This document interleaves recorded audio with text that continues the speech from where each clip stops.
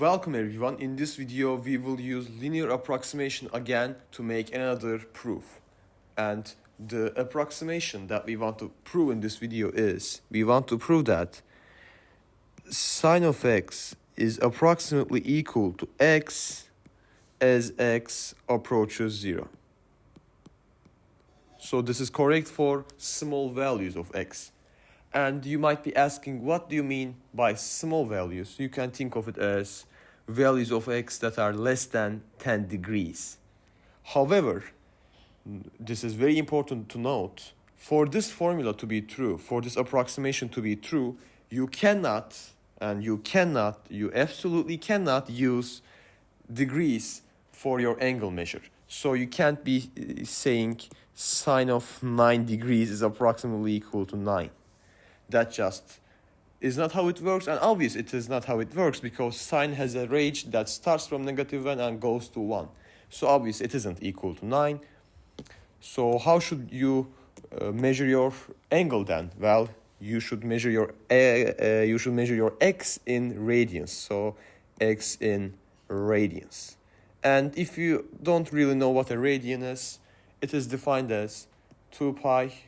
Let me do it like this. So its definition is 2 pi radians is equal to 360. Why do I write degrees? Okay, this is the conversion between radians and degrees. There is another definition about radians, but we can go over it in a future video perhaps about radians. But this is enough for now. So how can we carry out this approximation? And to do that we will use linear approximation. The formula for it is as follows, which I proved in a previous video. So if you haven't watched that, please go check it out. So f of x is approximately equal to the derivative of f at point x naught times x minus x naught plus f of x naught. For our case, and I didn't write x naught very nice there. Oops. So for our case, we choose x naught as 0 because we set it here, and for our approximation to be correct, we need x to be close to 0, right? We are interested in the behavior of sine of x as we approach 0, and we will carry out some calculations which will take a little time, and then we will arrive at this approximation. So enough said, let's get going. And here we just define f of x as sine of x.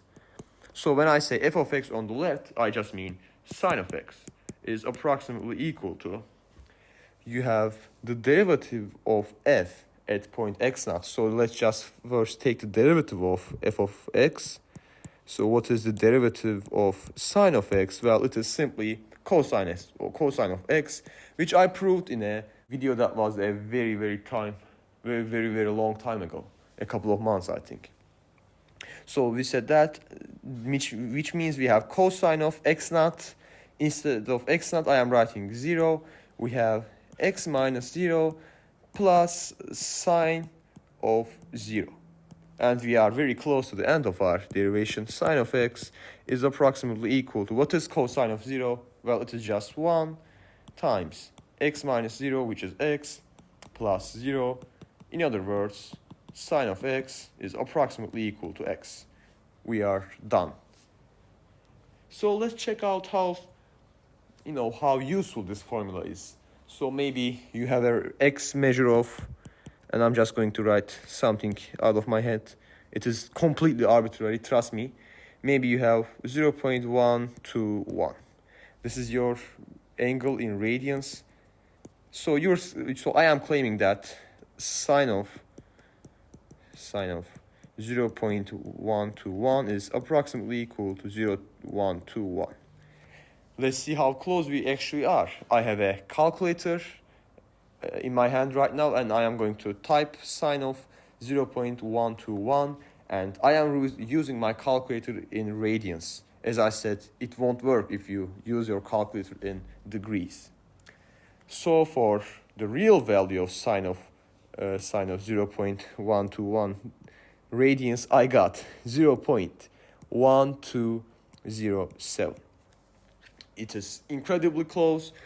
Since it is a tradition, let's do a percent check, percent error.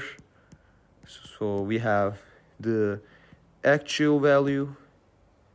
Actually, let me write the value that we found because it is greater. We would actually take the absolute value of the difference, but don't worry about it for now if you don't know this formula very well. And this gives us a percent error of 0.42855%, which is of course very small. And this is it for this video. It was a quick video, but this approximation for sine of x as being approximately equal to x is very useful in math, in physics especially. So I hope that this video was helpful. If you have any comments, write them in the comment section below. And I hope to see you in another video. Until then, take care.